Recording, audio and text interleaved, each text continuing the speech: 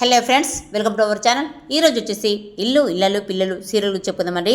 వీడియోలోకి వెళ్ళే ముందు స్మాల్ రిక్వెస్ట్ అండి, మా ఛానల్ ఎవరైతే కొత్త చూస్తున్నారో ప్లీజ్ సబ్స్క్రైబ్ చేసుకొని మర్చిపోకూడదు. ఇకపోతే ఈరోజు ఎపిసోడ్ చాలా బాగుందండి, సో వీడియో మొత్తం స్కిప్ చేయకుండా చూడండి. ఇక వీడియోలోకి అయితే వెళ్ళిపోదాం. ధీరజ్ ప్రేమ పెళ్లి చేసుకున్న తర్వాత ఇంట్లో అంతా కూడా గందరగోళమే. అందరూ కూడా చాలా బాధపడుతూ బయట హాల్లో కూర్చుంటారు. ఇక రామరాజు పెద్ద కొడుకు చాలా బాధపడుతూ, రే చిన్నోడా, ప్రేమ కొత్త పెళ్లి కూతుర్రా, ఇలా బయటే కూర్చోడం కరెక్ట్ కాదురా, అందుకని మీరు మన గదులోకి వెళ్ళండి రా అని చెప్తాడు.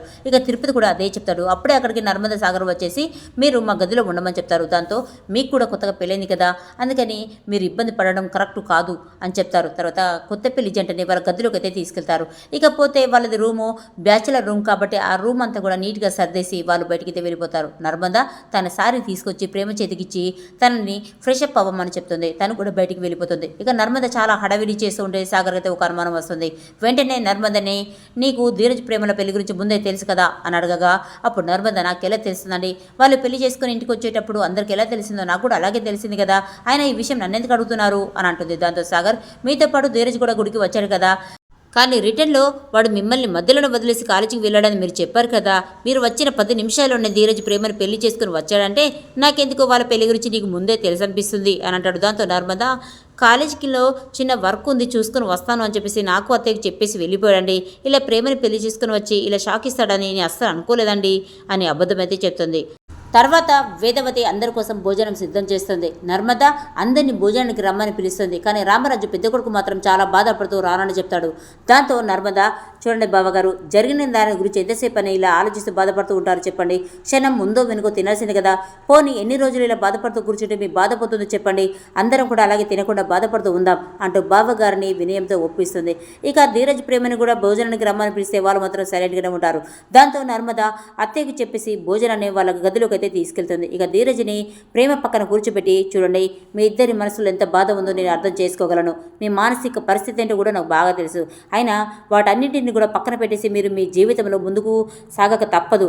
ఉదయం నుంచి మీరు ఏం తినలేదు, పాపం ప్రేమ ఏడుస్తూనే ఉంటుంది, చాలా నీరసంగా ఉంది, నువ్వు కూడా ఏం తినలేదు, జరిగింది ఏదో జరిగిపోయింది అంటూ ధైర్యం చెప్తూ ప్రేమని జాగ్రత్తగా చూసుకోమని చెప్పేసి ధీరజ్కి చెప్పి అక్కడి నుండి అయితే వెళ్ళిపోతుంది. ఇక ధీరజ్ ప్రేమని అన్నం తినమని చేతికిస్తే తను మాత్రం చాలా ఏడుస్తూ, నా లైఫ్ ఏంటో నాకు అర్థం కావడం లేదు, అసలు నేను ఎందుకు బ్రతుకున్నానో కూడా నాకు అర్థం కావడం లేదు, ఒక్క రోజులో నేను నా జీవితం అంతా తలకిందులైపోయింది, అసలు నా జీవితమే సర్వనాశనం అయిపోయింది, అంతా ఈ తాలి వల్లే అంటూ చాలా ఏడుస్తుంది. దాంతో ధీరజ్, నీ జీవితం నాశనం అవ్వడానికి నేనే కారణం అన్నట్టుగా మాట్లాడుతున్నావేంటి అని అంటాడు. దాంతో ప్రేమ, నువ్వే నా మెల్లో తాలి కట్టుండకపోతే నాకు ఇలాంటి పరిస్థితి వచ్చి ఉండేదే కాదు అని అంటుంది. దాంతో ధీరజ్, నేను ఈ తాలి కట్టుండకపోతే నువ్వు ఇక్కడ అసలు ఉండేదాన్ని కాదు, ఈ పాటికి నువ్వు పోలీస్ స్టేషన్లో ఉండేదానివి అని అంటాడు. దాంతో ప్రేమ, ఈ నరకం కంటే అదే నయం కదా అని ఇద్దరు కాసేపు వాదించుకుంటారు.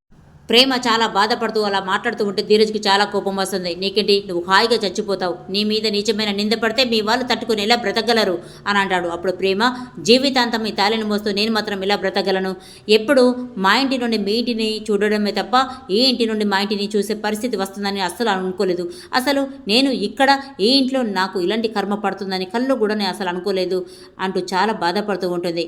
అప్పుడు ధీరజ్కి చాలా కోపం వస్తుంది.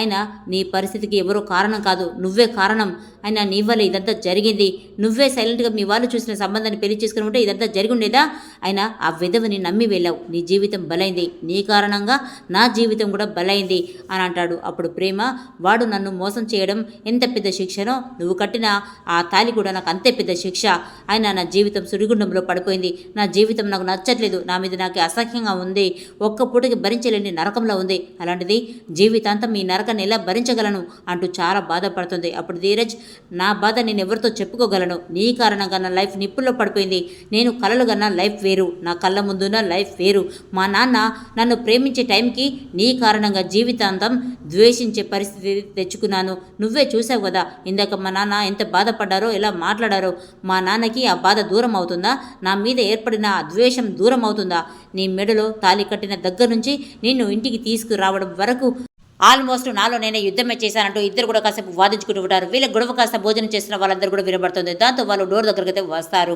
ఇక వాళ్ళకి అనుమానం అయితే వస్తుంది, వీరిద్దరు ప్రేమించి పెళ్లి చేసుకున్నారు కదా, మరి ఇంతలో గొడవ పడుతున్నారేంటి అనే ఒక అనుమానం వస్తే అప్పుడు నర్మద, వాళ్ళ గురించి మీకు ముందే తెలుసు కదా, వాళ్ళు ముందు నుంచే ఇలా గొడవ పడేవాళ్ళు కదా అని అబద్ధం అయితే చెప్తుంది. ఇక తిరుపతి కూడా వాళ్ళ ప్రేమ గొడవకి నేనే ప్రత్యక్ష సాక్షిని అని చెప్తాడు. ఇక వేదవతి భోజనం చేయమని చెప్పేసి అందరినీ తీసుకుని వెళ్తుంది.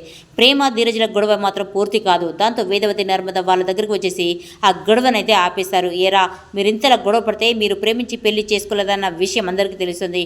ఇక ప్రేమ ఆ విధవతో పారిపోయి మోసపోయిందనే విషయం కూడా బయటపడుతుందిరా అంటూ చాలా బాధపడుతుంది. అప్పుడు ధీరజ్ అమ్మ ఆ విషయం తనకి చెప్పమ్మా, నేను తాళి కట్టడం వల్లే తన జీవితం నాశనం అయిపోయిందని చాలా బాధపడుతుంది అంటాడు. అప్పుడు వేదవతి, ఇది మీకు చిన్న పిల్లల గొడవలాగా అనిపిస్తుందా?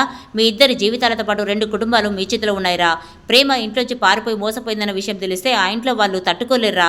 మీ పెళ్లి గురించి నిజాలు దాచి మోసం చేశారని మీ నాన్నకు తెలిస్తే మీ నాన్న చాలా బాధపడతారా. ఇంతమంది బాధపడకుండా ఎవరో ఒకరు ప్రాణాల మీదకి తెచ్చుకోకుండా ఉండాలంటే మీరు ఇద్దరు సర్దుకుపోక తప్పదురా అంటూ రిక్వెస్ట్ చేస్తుంది. దాంతో నర్మద కూడా, ధీరజ్ ఎలాంటి పరిస్థితుల్లో మీ పెళ్లి చేయాల్సి వచ్చిందో మీ ఇద్దరికి తెలుసు కదా. ఆ ఇంటిని ఆ ఇంట్లో వాళ్ళ ప్రాణాలను కాపాడడానికి చేసిన ఈ చిన్న ప్రయత్నాన్ని దయచేసి బూడిదలో పోసిన పన్నీర్లో చేయకండి. మీరిద్దరు ప్రశాంతంగా ఉండండి అని చెప్పేసి అక్కడి నుండి అయితే వెళ్ళిపోతారు. ధీరజ్ ప్రేమ అర్థం చేసుకుని భోజనం అయితే చేస్తారు.